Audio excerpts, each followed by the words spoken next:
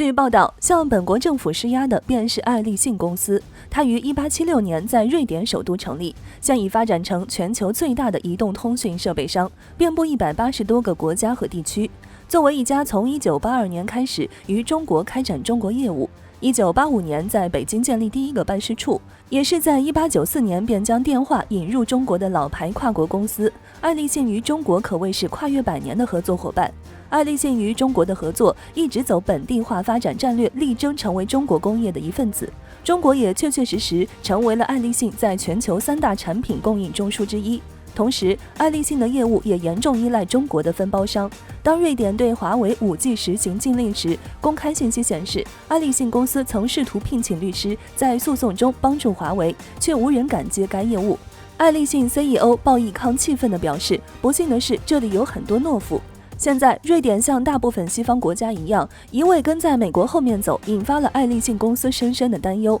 不仅仅是华为 5G 禁令，还有瑞典总理此前一直鼓吹中国必须加入美国提议的3方军控谈判。其中，3方军控谈判是特朗普本来是由美国、俄罗斯2家主导，推进双方导弹和核武器的削减谈判，但美国偏偏想拉中国进来。在中国国防正在蓬勃发展之际，美国试图将中国拉入美俄之间的军控谈判，对中国战略武器发展只有坏处没有好处。因此，中国一直表示无意加入3方军控谈判，但是总有国家在联合国大会上鼓吹中国加入该协议，而瑞典便是最为活跃的国家之一。在10月份时，瑞典也将华为以及中兴设备排除在外，更是引发2国的合作危机。12月份17日时，瑞典表示对华为 5G 的禁令发布声明，推测华为禁令短期内不会取消，而瑞典国内的 5G 建设拍卖会将在2021年1月份举行，这让爱立信公司不由担心，希望瑞典重视自己行为，并对官方回复中将保持瑞典作为世界上最自由贸易国家之一的地位表示糟糕。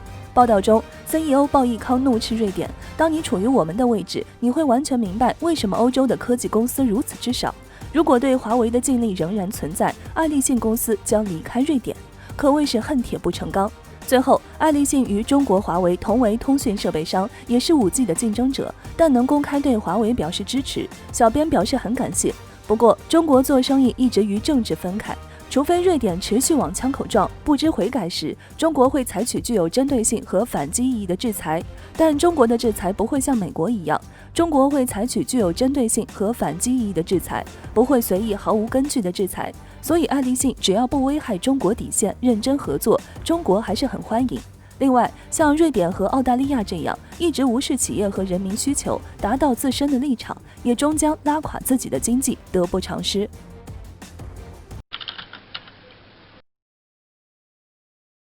根据俄媒航空新闻在当地时间1月3号、北京时间1月4号凌晨3点的消息显示，美军一架 KC-135R 加油机在2架美军的 F-35战机的陪同下，乘着夜色悍然入侵伊朗领空，而美军相关媒体甚至公开了这段视频。从画面中可以看到 KC-135R 加油机和 F-35战机组成的飞行编队至少入侵了伊朗领空1公里以上的范围。这一行为不论在任何国际局势下都可以判定是一种战争行为。据报道称，目前美军并没有在第一时间给出明确答复，这无疑会给美伊双方的局势带来巨大的不确定因素。而且此次美军入侵伊朗领空的飞行编队在入侵1公里以上之后就失去了追踪信号，直到一段时间后才再一次显示在了卫星地图上。这也就是说，这支飞行编队到底去了哪里，将是一个巨大的隐患。这一点不论是侦查还是尝试锁定目标，这对伊朗来说都不是一个好消息。俄媒的航空新闻就刊文指出，就美军当前的技术水平，导航失误、看错地图这种问题几乎是不可能发生。换而言之，这件事情显然是一个美军有意为之的。在去年，美军全球鹰无人机在入侵伊朗领空2公里位置后，就果断被伊朗的地面防空部队击落。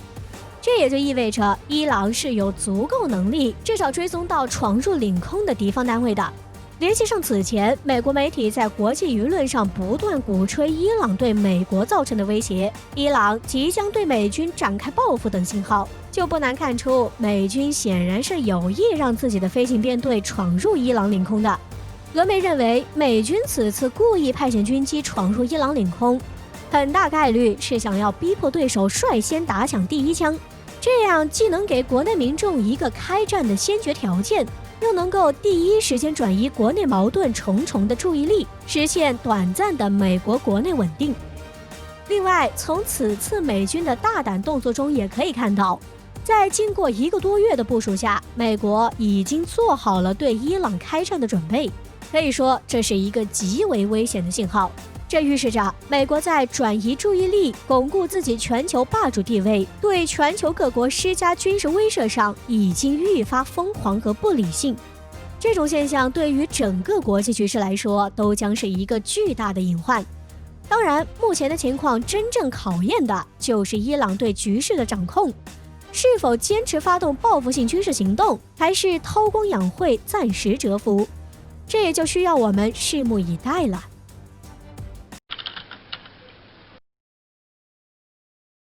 据巴基斯坦媒体报道称，随着印度接收法国阵风战斗机之后，有关最新战斗机的制空能力就在巴基斯坦引起了激烈的辩驳。在这很长一段的时间内，巴基斯坦几乎都是在做无意义的争论。而最近，巴基斯坦的国防专家、前空军副元帅沙赫扎德·乔杜里在一次节目中公开表示，是否将枭龙和阵风相比，这并不重要。巴基斯坦的眼光应该看得更长远一点。相比这些4代机，巴基斯坦更需要5代机，而中国的歼20就是巴基斯坦的游戏规则改变者。他认为，唯一可以和中国歼20相媲美的是美国的5代机。而在克什米尔，不管是印度还是巴基斯坦，谁可以先获得这些战机，谁就是胜利者。那么巴基斯坦应该着重尝试从中国引进最新的歼20战斗机和一些高端技术。值得一提的是，这位副元帅还表示，在这些高端技术上，印度的阵风并没有为他带来十分先进的技术，但是枭龙为巴基斯坦带来了强大的技术。如今巴基斯坦已经将双座枭龙引入了巴基斯坦的空军机队，并且已经开始生产同枭龙战斗机的第3种型号。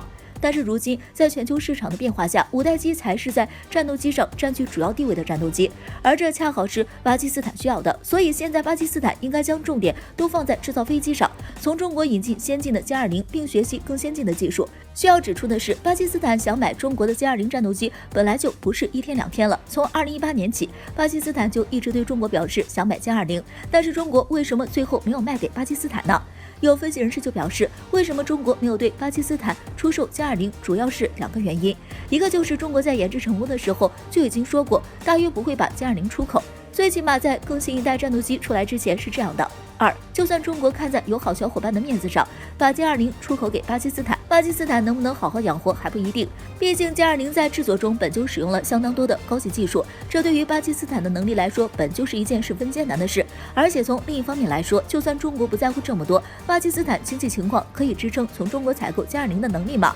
而且在采购歼20后，还想要有技术引进，那么钱就是必谈之物。而且巴基斯坦这回可不仅仅只是想买战斗机，还想要中国帮助他们学习歼20的高端技术。当然，从中国本身来说是一个乐于分享的国家，但是在和一切都需要大量的金钱，以目前巴基斯坦的经济状况，想要得偿所愿实在是有点难了。毕竟就算中国给巴基斯坦设置最低价，光裸机一架就要1亿美元以上，还没有算上技术支撑。不过，如果巴基斯坦确实想要新技术，不如再和中国合作开发一款战斗机。毕竟已经在枭龙上有过合作了，再合作一次也不是不行。这样不仅在作战能力上可以为巴基斯坦再次量身定制，还可以为巴基斯坦的财政省下不少钱。